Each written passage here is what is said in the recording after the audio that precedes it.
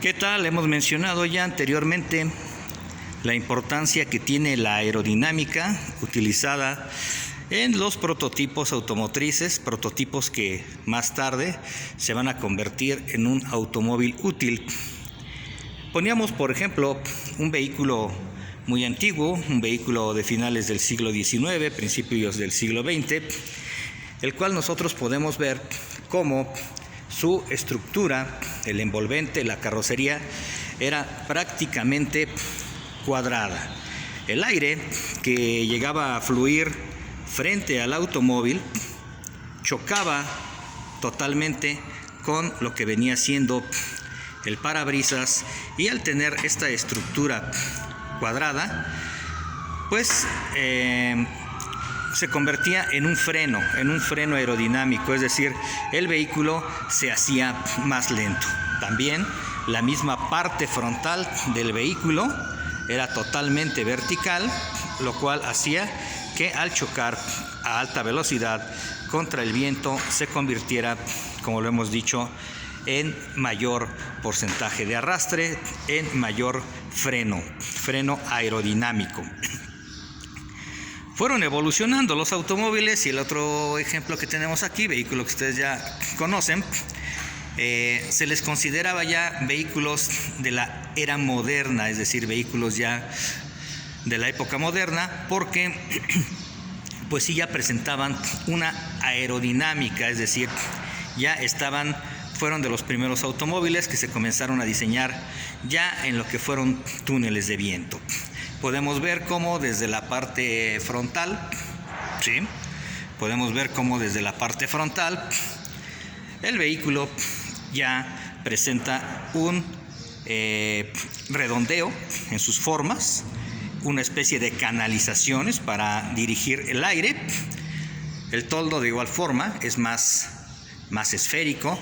Recuerden que la mejor forma aerodinámica de un automóvil pues es la que se asemeje a una gota, ¿no? Incluso el emblema de la mayoría de las marcas de los años 50, ustedes pueden observar, vehículos tanto como Ford, Chevrolet, Chrysler, siempre hacían alusión a los aviones. ¿Por qué? Porque se hacía uso de la aerodinámica ya en ellos. Estos automóviles fueron los primeros en tener ya formas aerodinámicas y trabajarse en túneles de viento. La parte trasera, como nosotros podemos ver, tiene una caída pronunciada, es decir, no termina de forma cuadrada. Esto es porque en un automóvil, cuando va a alta velocidad, en esta parte de acá que les estoy señalando, siempre llega a formarse una turbulencia, ¿de acuerdo? Cuando nosotros terminamos una carrocería de esta forma, pues ya no tenemos esa turbulencia, o bueno, la turbulencia se reduce.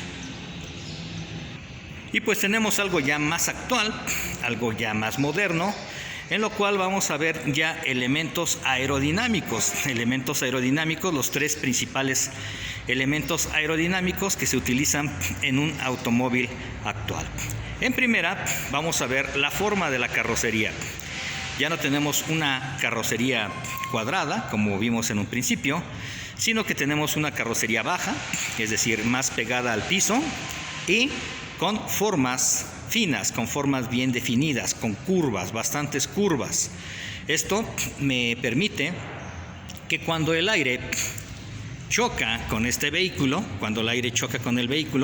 es dirigida hacia la parte de arriba, y este aire que está siendo dirigido hacia la parte de arriba hace que el automóvil se agarre más al piso, ¿de acuerdo?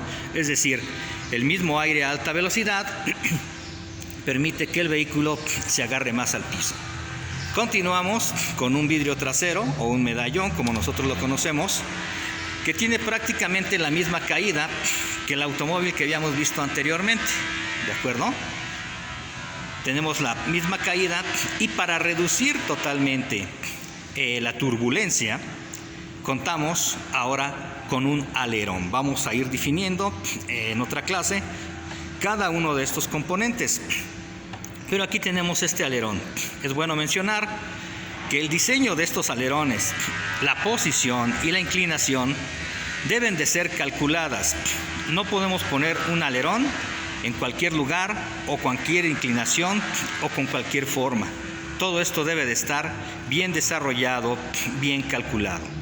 El alerón es uno de nuestros elementos principales en la aerodinámica. De manera sutil vamos a ver que en este vehículo contamos con una especie de spoiler. El spoiler es esta forma que tienen actualmente las fascias y que es muy común en los autos de carreras. Y el spoiler también me ayuda para tener mayor sustentabilidad del vehículo en el asfalto, en la pista, direccionar el aire, es decir, que el aire tenga determinada dirección para poder lograr una aerodinámica al 100%. Cuando nosotros modificamos un spoiler, también tenemos que tener mucho cuidado en cómo lo hacemos, porque un spoiler que no esté bien diseñado nos va a traer como consecuencia mayor arrastre, mayor freno aerodinámico, es decir, que el aire choque directamente contra el vehículo, y si no sabemos canalizar ese aire, entonces el vehículo, en lugar de que lo hayamos mejorado, vamos a empeorarlo. Un último elemento del que hablaremos en esta ocasión son los llamados conocidos como faldones. Los faldones son las protuberancias, las extensiones que nosotros hacemos en un vehículo por debajo del estribo. ¿De acuerdo?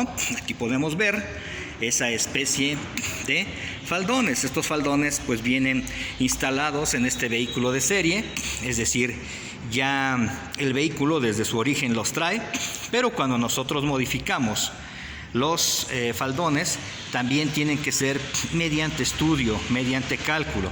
¿Para qué nos sirven estos faldones? Bueno, nos sirven para atrapar determinada cantidad de aire abajo del automóvil cuando él va a alta velocidad.